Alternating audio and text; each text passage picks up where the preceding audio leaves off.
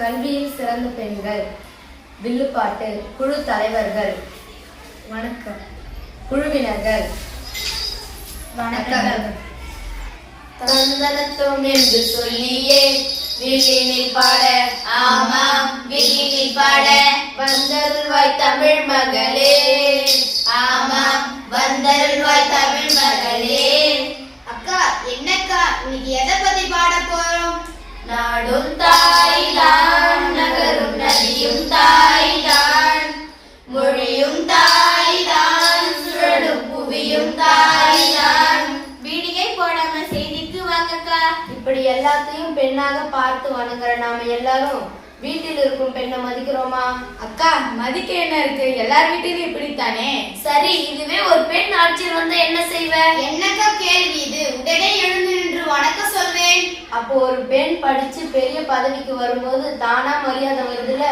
அதான் இன்னைக்கு பெண் கல்வியின் அவசியத்தை பத்தியும் கல்வியில் சிறந்த பெண்களை பத்தியும் பாட போறோம். படிக்க வேண்டும் பெண்ணே பெண்ணே, அப்பதான் பார் முழுதும் போற்றிடும் கண்ணே. சுயமாக சிந்திக்கும் கல்வி, சொந்த காலில் நின்றிட உதவும் கல்வி. படிக்க வேண்டும் பெண்ணே பெண்ணே, அப்பதான் பார் முழுதும் போற்றிடும் கண்ணே. அக்கா, எனக்கு ஒரு சின்ன ஐயோ, அந்த காலத்துல எந்த பெண்களை படிக்க வச்சாங்க? அப்பெல்லாம் நாடு நல்லா இல்லையா அக்கா? உனக்கு விவரம் பத்தாது, சொல்றேன் கேட்டு. பாட்டும் தொகையும் உருவான காலம், ஊட்டு தமிழ் உணர்வு உயர்ந்திருந்த காலம், சங்க காலம், அது சங்க காலம். அவ்வை குயத்தியும் கண்ணியும் கொவ்வை தமிழை கொண்டு பாடிய மாசாத்தியும் சேர்ந்திருந்த காலம், அந்த காலம் சங்க காலம். ஓஹோ, சங்க காலத்தில் பெண் பார்ப்பவர்கள் பலர் இருந்ததாக சொல்றீங்களா அக்கா? மேலே சொல்லுங்க, நானும் தெரிஞ்சுக்கணும், நம்ம மக்களும் தெரிஞ்சு நடந்துக்கட்டும். பெண் பார்ப்பவர்களாக பெண்ணுலகை வாழ்ந்தாங்க, தூது போனாங்க, துயரை தீர்த்தாங்க, ஓதும் தமிழாலே உயர்வை பெற்றாங்க. படிச்ச பெண்களுக்கு கிடைச்ச பெருமை இன்னும் சொல்லுங்கக்கா. சமண மதமும் புத்த மதமும் வளர்ந்த காலத்திலே மாதவி மகள் மணிமேகலை கல்வி கற்ற பெண்ணாக இருந்தாங்க. அப்படியாக்கா? வேற யாரெல்லாம் படிச்சு பெருமை அடைஞ்சாங்க? பக்தி இயக்கம் வளர்ந்த காலத்தில் காரைக்கால் அம்மையால் ஆண்டாள் முதலிய பெண்கள் தம் இறைவனுக்கு பாமாலை சுட்டினாங்க. ஆமாக்கா, நானும் கேள்விப்பட்டிருக்கேன். ஆனா திரும்பவும் எனக்கு ஒரு சந்தேகம். இவ்வளவு பெண்கள் படிச்சிருந்த நம்ம நாட்டுல ஏன் பெண்ணடிமை தானே வந்துச்சு? நல்ல கேள்வி கேட்ட, சொல்றேன் கேளு. நாட்டின் முதல் பெண் ஆசிரியர் யாருன்னு தெரியுமா? அக்கா, சாவித்ரிபாய் புலே அவர்கள் தான். ஆமா, கரெக்டா சொன்ன. 1848ஆம் ஆண்டில் பெண்களுக்காக தொடங்கப்பட்ட பள்ளியில் முதல் பெண் ஆசிரியராக பணியாற்றியவர் இவரே. நாட்டின் முதல் பெண் ஆசிரியர் ஆவார். படைப்பினிலே சமம் என்று நினைச்சாங்க முன்னோர்கள், சரியாக வாழ்ந்தாங்க முன்னோர்கள். இடையில் குடி புகுந்த மூடர் பழக்கங்களால் பெண்களை தாழ்த்தினாங்க முன்னோர்கள். ஆமா, பெண்களை தாழ்த்தினாங்க முன்னோர்கள். சமத்துவத்தை அடியோடு காட்டினாங்க, வீட்டோடு இருக்கணும்னு சாடினாங்க. பெண்கள் வீட்டோடு இருக்கணும்னு சாடினாங்க.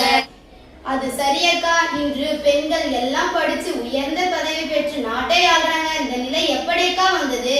அது ஒரு நூற்றாண்டு கால வரலாறு. சொல்றேன் கேளு.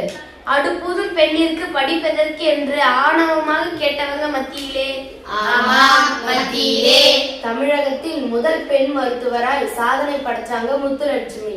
ஆமாம் முத்துலட்சுமி. அடடா, என்ன அருமையான செய்தி. அவர்களை போலவே மூவலூர் ராமாமிர்தன் அம்மையாரும் நல்லா படிச்சவங்க. சமூக சேவகியாக இருந்து பெண்களின் முன்னேற்றத்திற்கு பாடுபட்டாங்க. இன்னும் வேற யாரெல்லாம் பெண்கள் முன்னேற்றத்திற்கு பாடுபட்டாங்க அக்கா? சொல்றேன் கேளு. முடியாது பெண்ணாலே என்கின்ற மாயினை முடிக்க வந்தவர் யாரு? அவர் தந்தை பெரியாரு. விடியாது பெண்ணாலே என்கின்ற எரியினை மிதித்து துவைத்தவர் யாரு? அவர் நம்ம பாரதியார்.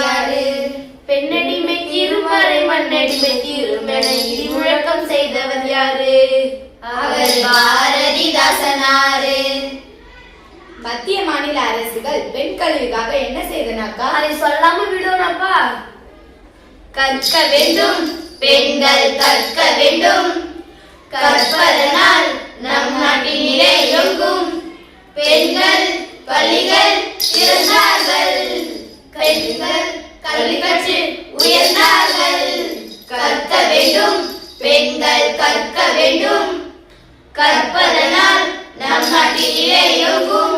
நமது நாடு அரசு நல்ல திட்டங்களை தந்திருக்குதக்கா. ஆமா ஆமா, அரசு திட்டங்கள் மட்டுமல்ல, தனிநபர் பங்களிப்பும் உண்டு. சொல்றேன் கேளு.